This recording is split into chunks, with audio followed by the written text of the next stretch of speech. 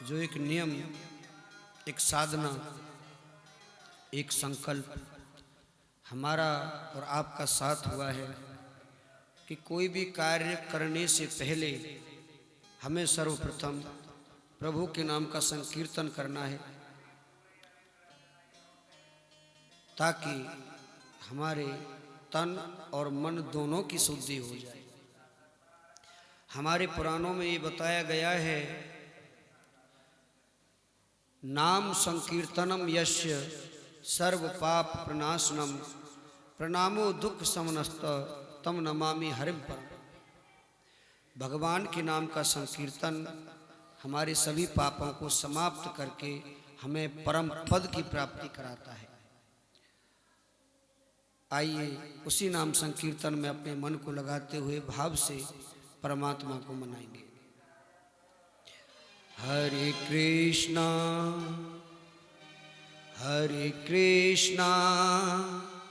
कृष्णा कृष्णा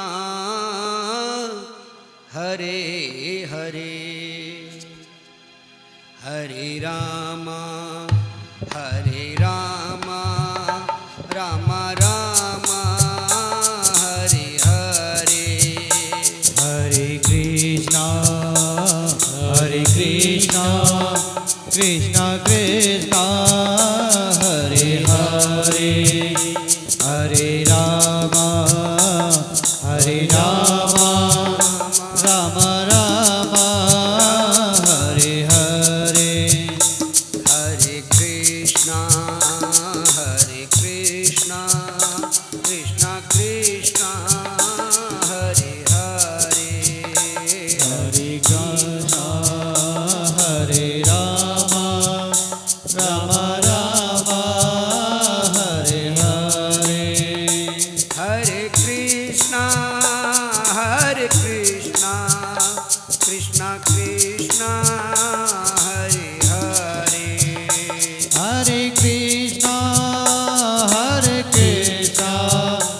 कृष्णा कृष्णा हरे हरे, हरे राम राम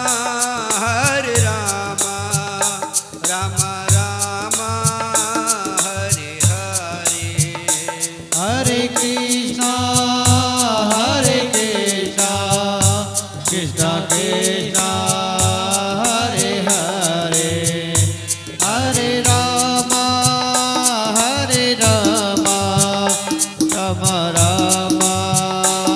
राम राम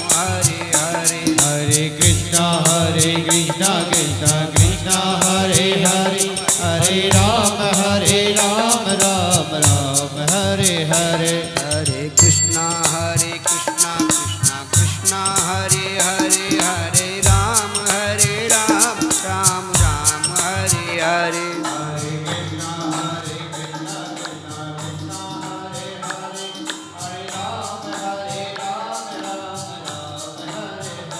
हरे कृष्णा कृष्णा कृष्णा हरे हरे, हरे राम राम हरे हरे, हरे कृष्णा कृष्णा कृष्णा हरे हरे, हरे राम राम हरे हरे, हरे कृष्णा कृष्णा कृष्णा हरे हरे, हरे राम राम हरे हरे,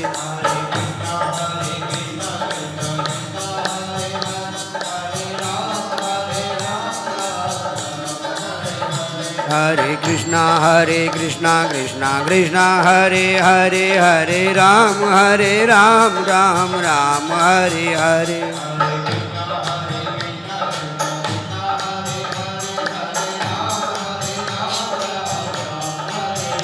हरे कृष्णा कृष्णा हरे हरे, हरे राम राम हरे हरे, हरे कृष्णा कृष्णा हरे हरे, हरे राम राम हरे हरे,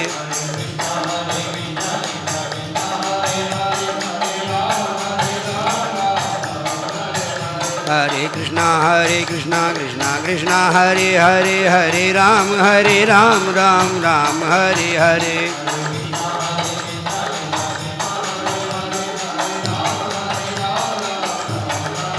हरे कृष्णा कृष्णा कृष्णा हरे हरे हरे राम राम राम हरे हरे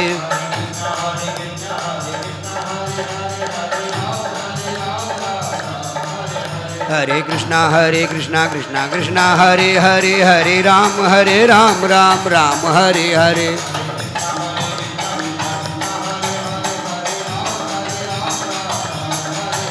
हरे कृष्णा कृष्णा हरे हरे हरे राम राम राम हरे हरे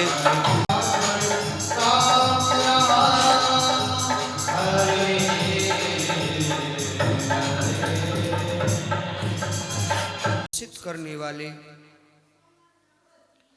संसार के दुखों को नाश करने वाले, बंसी को बजाने वाले, पीतांबरी को पहनने वाले, जिनकी बांकी बिरकुटी से बड़े बड़े मुनियों के मन मोह लिए जाते हैं, वो बांके बिहारी सरकार श्रीमद् भागवत कथा में विराजमान है।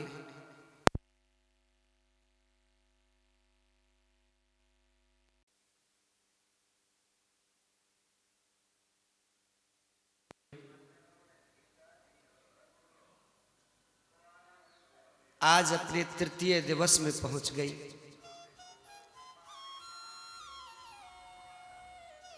बड़ा अहोभाग्य है हमारा और आपका, जो हम कथा को श्रवण कर कल्याण के मार्ग को खोल रहे हैं।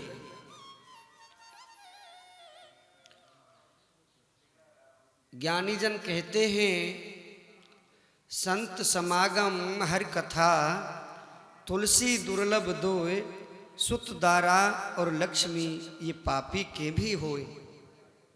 संतों का आगमन हो, संतों का दर्शन हो और परमात्मा की कथा सुनने को मिल जाए तो जीवन का कल्याण सहज ही हो जाता है। मित्रों,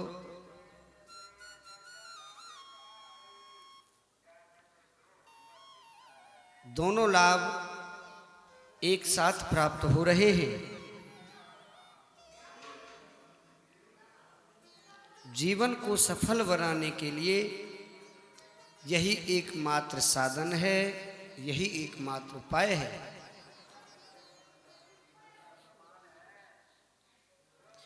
भगवान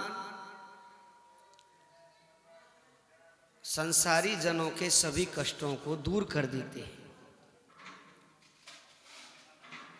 हम आप सभी मिलकर उनकी शरण में हैं, तो उनसे प्रणाम करें और उनसे प्रार्थना करें कि हे प्रभु, इस संसार के समस्त दुख दूर हो जाएं। प्राणियों के जीवन में कभी कोई कष्ट ना आए, सुखमय जीवन व्यतीत कर सभी लोग वैष्णव पद्धति पर चलकर धर्म मार्ग को अपना लें। एक दूसरे की सहायता करने के लिए हम सब तत्पर हो जाएं। ईर्षा भाव, कपट, द्वेष हमारे अंतःकरण से समाप्त हो जाए। हे परमात्मा, हमारी आपसे बारंबार प्रार्थना है कि आप सबको सद्बुद्धि प्रदान करें। सुखी बसे संसार सब, दुखिया रहे न कोई, ये अभिलाषा हम सबकी हे ईश्वर पूरी हो।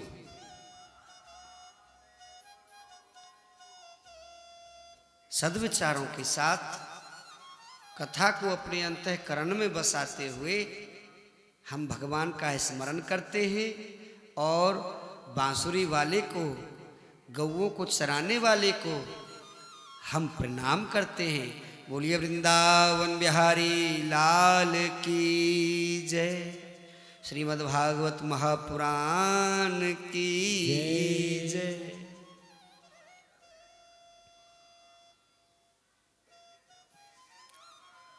कल जब कथा का प्रसंग चल रहा था, हमने और आपने जो कथा सुनी, भगवान शिव सती द्वेष की कथा सुनी।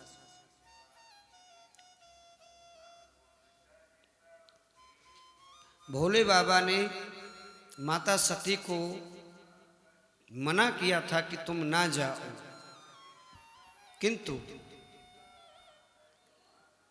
माता सती नहीं मानी, तो यह हट करके अपने पिता के घर पहुंची। फलस्वरूप उन्हें अपनी देह का त्याग करना पड़ा। भगवान भोलेनाथ ने क्रोधित होकर वीरभद्र को प्रकट किया। वीरभद्र ने प्रजापति दक्ष के सिर को काट डाला। देवताओं के आग्रह पर दक्ष के सिर के स्थान पर बकरे का मुख लगाया गया और दक्ष प्रजापति ने भगवान भोलेनाथ की स्तुति की। उन्हें संपूर्ण ज्ञान हुआ। हमारे देवादिदेव महादेव बड़े भोले हैं। शिव अर्चना में बताया जाता है कि जल के चढ़ाए ते यमलोक ते उबार लेत, चंदन के चढ़ाए ते चक्रवर्ती कर देते हैं, चावल के चढ़ाए ते 3 लोक बख्शीश दें, फूल के चढ़ाए ते कलेश हर लेते हैं, बेलपत्री के चढ़ाए ते अपनों जन कर लेत, और डमरू के बजाय ते निहाल कर देते हैं। डमरू के बजाय ते निहाल कर देते हैं। धन्य है देवादिदेव महादेव। बोलिए शिव शंकर भगवान की जय हो। श्री सुखदेव भगवान व्यास आसन पर अलंकृत होकर बैठे। परीक्षित जी ने उनका पूजन किया और हाथ जोड़कर ये आग्रह किया कि हे परमात्मा, हे प्रभु, मेरे इस जीवन के कल्याण के लिए मुझे आप आगे की कथा सुनाएं। सृष्टि प्रकरण में और क्या क्या हुआ। श्री सुखदेव भगवान बड़े प्रसन्न हुए। प्रसन्न होकर श्री सुखदेव भगवान कहने लगे, राजन, मनुवंश में अब तक आपने कन्याओं का वर्णन सुना। 3 कन्याओं की संतति का वर्णन सुना। इसके अलावा मनु शत्रुपा से 2 पुत्र और प्रकट हुए। राजन, प्रियवर्तो नियुत्तान पादो सत्यरूपा पते सुतो वासुदेवस्य कल्याः रक्षायाम जगत स्थितौ।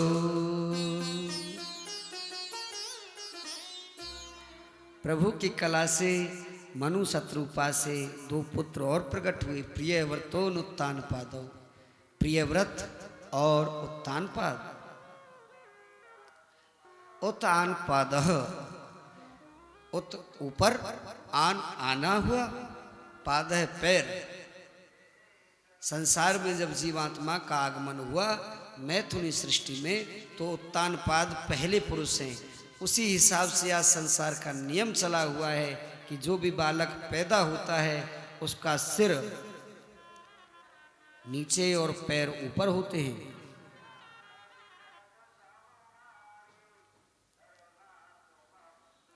अर्थात हम और आप सभी उत्तानपाद हैं।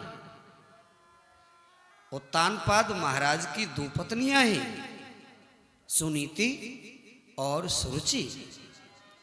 सुनीति जो धर्म मार्ग को अपना ले, सुरुचि जो विषय वासनाओं में मन को लगा दे।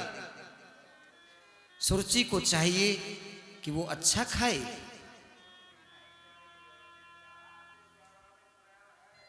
सुनीति कहती है कि तू धर्म मार्ग पर चल। सुरुचि कहती है कि कथा सुनने जाएगी तो क्या मिलेगा, हाँ? अपने घर रहे, लड्डू खा, जलेबी खा, गुलाब जामुन खा। यही स्थिति हमारी और आपकी है। सुरुचि और सुनीति प्रत्येक जीवात्मा के भीतर बसी हुई है, अच्छे मार्ग पर चलने नहीं देती।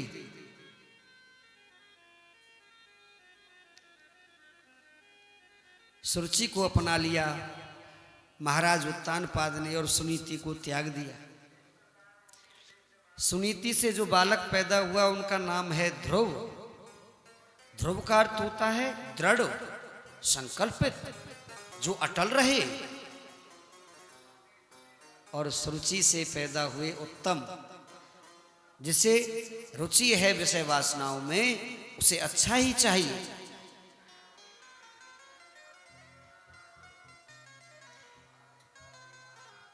तो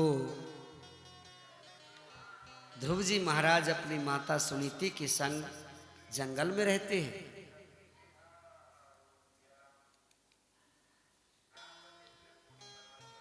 एक दिन मात्र 4 वर्ष की आयु उस छोटे से बालक की, 4-4.5 वर्ष की आयु में वो नन्हा सा बालक एक दिन खेलते खेलते अपने पिता की गोदी में जा बैठा। अब जैसे ही वो गोदी में बैठा, उसी समय वहां सुरुचि आ गई। सुरुचि ने उस छोटे से बालक के हाथ को पकड़ा और एक झटका मारा, नीचे गिरा दिया। अरे मूर्ख, जानता नहीं ये महाराज की गोद है। तेरी इतनी हिम्मत हो गई कि तू उनकी गोदी में आ बैठा।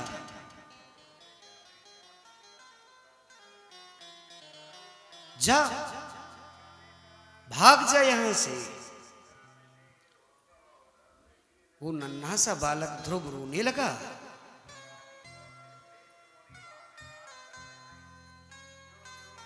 सुरुचि ने उस बालक को देखा तो तनिक सी दया आ गई। कहने लगी, देख, यदि तुझे महाराज की गोदी में और इनकी गद्दी पर बैठना है तो सर्वप्रथम भगवान की तपस्या करो। जब वो प्रसन्न हो जाएं तो उनसे वरदान में ये मांग लेना कि अगले जन्म में वो तुम्हें मेरी कोख से पैदा करे।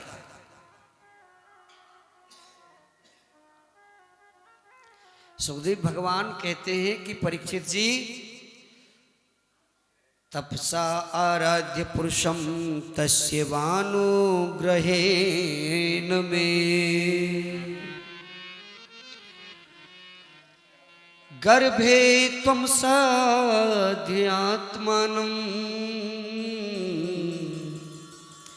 यदोचसी नृपाशनम्।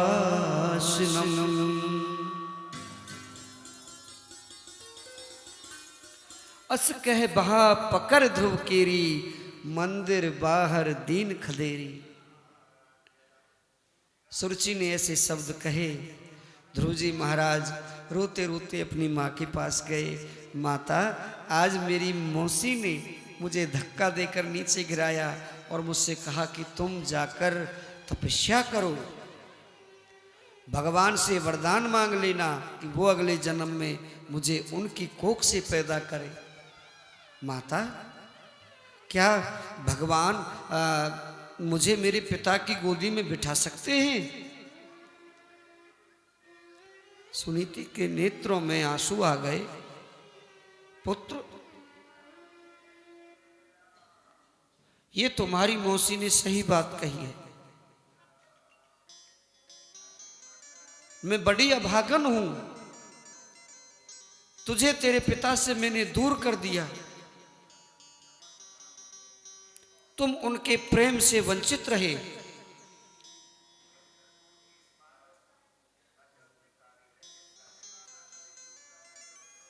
हे पुत्र,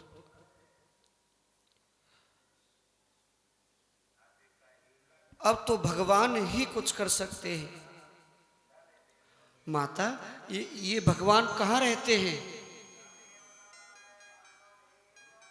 सुनीति अपने पुत्र को समझाने लगी, लाला अब वो तो बहुत घने जंगल में रहते हैं। अच्छा, तो मैं जंगल में ही जाऊंगा। अपनी माता को प्रणाम किया और वो नन्हा सा बालक ध्रुव जंगल की ओर चल पड़ा।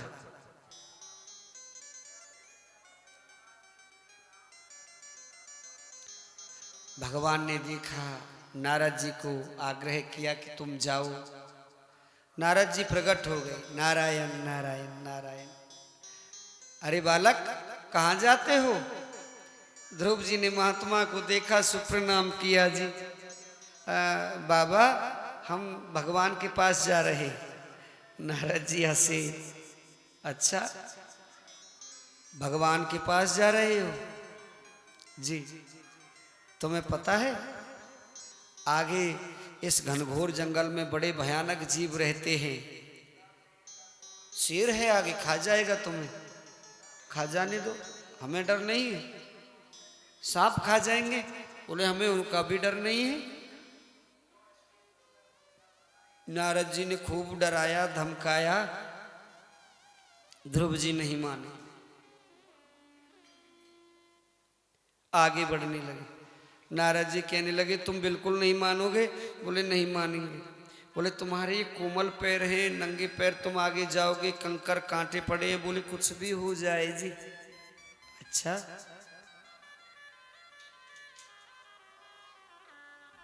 तो फिर ठीक है, तुमने जब जिद ही कर ली है तो एक बात बताओ, क्या तुमने कोई गुरु बनाया है? बोले नहीं, गुरु भी नहीं बनाया जी।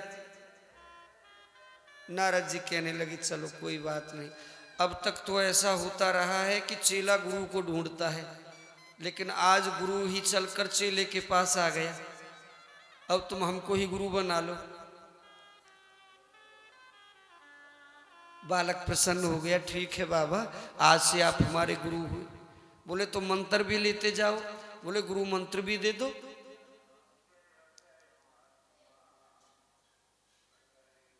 नारद जी ने आज ध्रुव जी महाराज को 12 अक्षर मंत्र दिया जी। 12 अक्षर वाला जो मंत्र होता है ना, ये परम सिद्ध मंत्र है। भागवत में इसकी बहुत बड़ी महिमा है और आम जीवन में भी यह मंत्र बहुत कारगर सिद्ध होता रहा है। नित्य प्रति 1, 2, 4, 10, 20 जितनी माला हो सके नित्य प्रति अपने घर किया करो। आइए थोड़ी देर कुछ क्षण के लिए इस मंत्र का उच्चारण करें। ओम नमो भगवते वासुदेवाय। ओम नमो भगवते वासुदेवाय। ओम नमो भगवते वासुदेवाय। ओम नमो भगवते वासुदेवाय। ओम नमो भगवते वासुदेवाय। ओम नमो भगवते वासुदेवाय। ओम नमो भगवते वासुदेवाय। ओम नमो भगवते वासुदेवाय।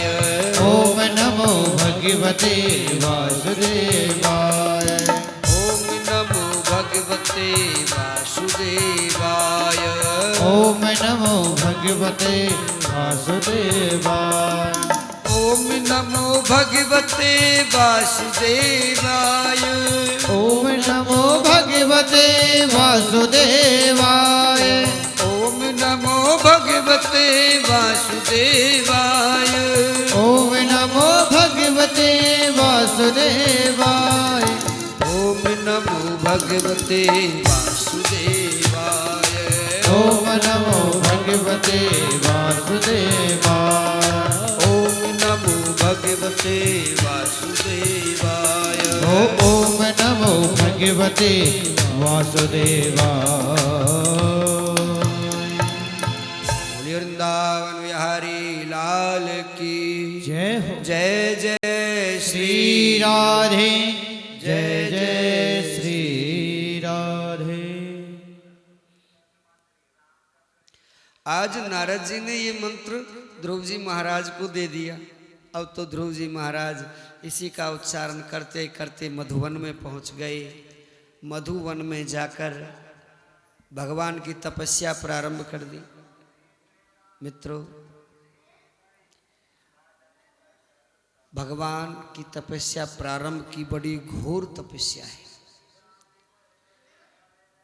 पहले महीने में ध्रुव जी महाराज कुछ सूखे बेर, कुछ कदरी के पत्ते और थोड़ा सा जल लेकर 1 महीना व्यतीत कर लिया। दूसरा महीना प्रारंभ हुआ तपस्या का, तो दूसरे मास में ध्रुव जी महाराज ने बेरों को छोड़ दिया। अब 3 दिन में एक बार थोड़े से पत्ते लेते हैं और थोड़ा सा जल पी लेते हैं। दूसरा महीना भी बीत गया।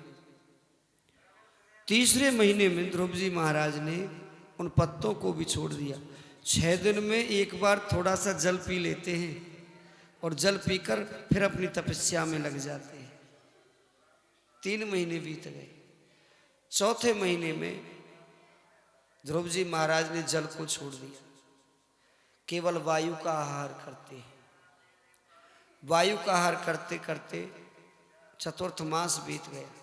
5वें महीने में वायु का आहार भी 12 दिन में एक बार, सांस भी एक बार लेंगे। एक सांस ले ली और फिर तपस्या में संलग्न हो गए। अब भगवान ध्रुव जी महाराज के हृदय में प्रकट हो गए। माया रूपी जो पर्दा था वो हट गया। ध्रुव जी महाराज के नेत्र बंद ही, आंखें बंद करके और हृदय में वो भगवान के उस बाकी छवि का दर्शन कर रहे हैं। बड़ा आनंद आ रहा है। आनंद की अनुभूति करते करते वो भूल गए कि 12 दिन कब कब में निकल गए। अब तो पूरा 1 महीना हो गया, सांस भी नहीं ली। अब जैसे महीना पूर्ण हुआ तो वायुमंडल अवरुद्ध हो गया जी, ठहर गया स्थगित होकर। वायु देवता अपने स्थान पर चुपचाप खड़े हो गए। अब ना हवा चले, सो लोगों की जो सांसें थी वो समाप्त होने लगी। जब वायु नहीं चलेगी तो सांस कहाँ से लेंगे। सभी जीव जंतु पछाड़ खाकर जमीन पर गिरने लगे, सभी धराशायी होने लगे। देवताओं ने देखा कि यदि ध्रुव जी महाराज ने सांस नहीं ली तो पूरी सृष्टि समाप्त हो जाएगी जी। भगवान के पास गए, विनती की, प्रभु अति शीघ्रता करो, नहीं तो पूरा विश्व समाप्त हो जाएगा।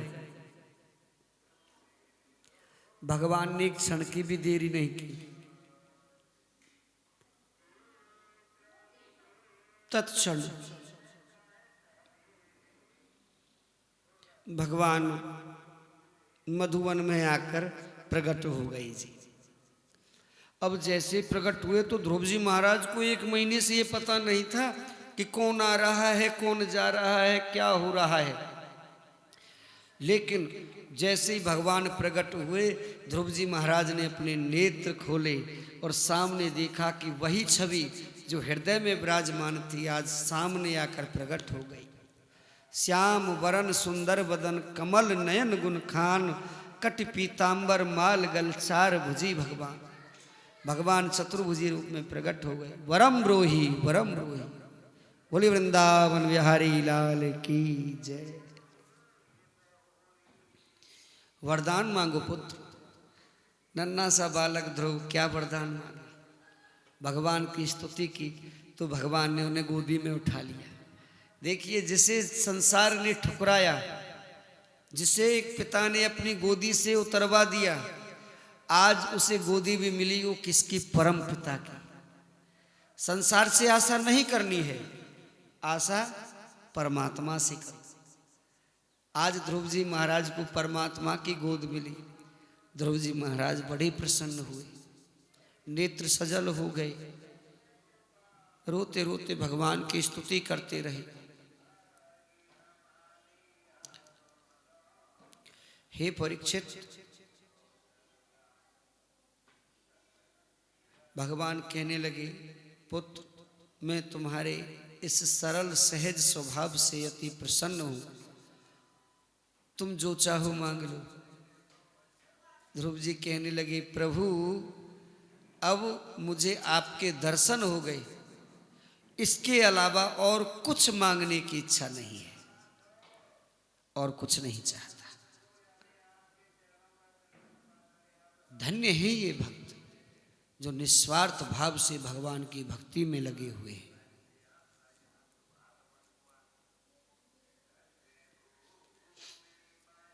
हे राजन,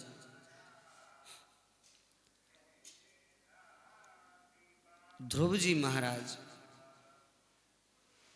भगवान के समक्ष खड़े हुए। भगवान कहने लगे, पुत्र तुम इस संसार में राजपाट का भोग करो 36,000 वर्ष तक, इसके बाद तुम परम पद को प्राप्त करोगे। और देखो, मैंने तुम्हारे लिए तुम्हारे नाम से एक नव नूतन लोक का निर्माण किया है। उस लोक का नाम होगा ध्रुवलोक, तुम वहीं आकर रहना। मध्यांतर में तुम्हारा भाई उत्तम यक्षों के हाथों से मारा जाएगा। तुम्हारी माता सुरुचि उसको ढूंढते ढूंढते जंगल में जल जाएगी। इसके बाद तुम सीधे अपने लोक में चले आना। ध्रुव जी महाराज का ये वृत्तांत पूरे संसार में फैल गया। आज उत्तानपाद को जब ये पता चला तो बड़ी गिलानी हुई कि मैंने अपने पुत्र के अपमान पर कुछ नहीं कहा, सुरुचि को एक बार भी नहीं धमकाया। ये मेरी बड़ी भारी भूल रही। लेकिन अब मैं अपने पुत्र ध्रुव को लेकर आऊंगा। तभी सूचना प्राप्त हुई कि ध्रुव जी जंगल से सीधे महल की ओर ही आ रहे हैं। तो उत्तानपाद गए, पहले सुनीति को लेकर आए, अच्छे वस्त्र पहनाए। ध्रुव जी महाराज आए, आकर सबसे पहले माता सुरुचि को प्रणाम किया कि माता, यदि तुम उस दिन मुझे धक्का देकर नीचे नहीं गिराती, तुम मुझसे ये नहीं कहते कि तुम तपसा आराध्य पुरुषेन, कि तुम जाकर तपस्या करो, तो शायद मैं भगवान को कभी प्राप्त नहीं कर सकता था। ये परमहंसों की वृत्ति होती है जी। यदि कोई गाली दे, धक्का दे, मारपीट करे तो उसके चरण छू लेना, ये परमहंसों की वृत्ति होती है। इतनी सहन शक्ति हर किसी में नहीं मिलेगी। ध्रुव जी महाराज ने की, सो भगवान को प्राप्त कर लिया। राजन,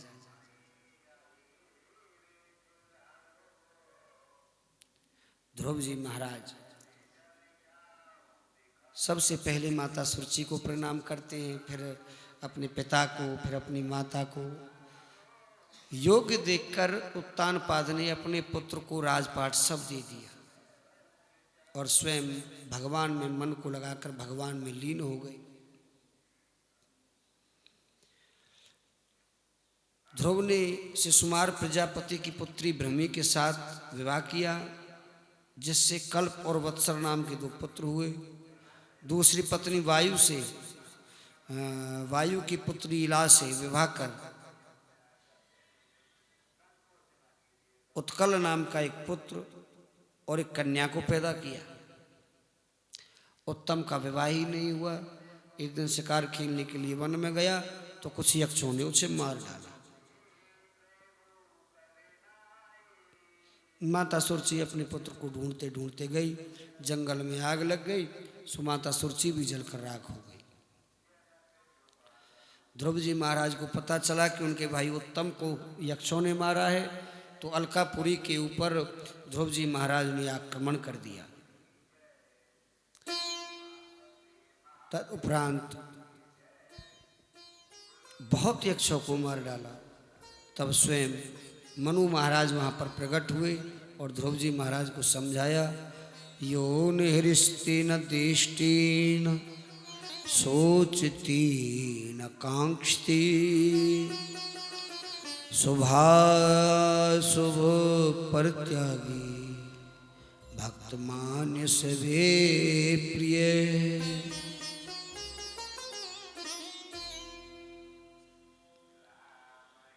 मनु महाराज आए, आकर समझाया तो ध्रुव जी महाराज ने उस युद्ध को वहीं पर विराम कर दिया। भगवान ने जैसा जैसा कहा था वैसा ही हुआ।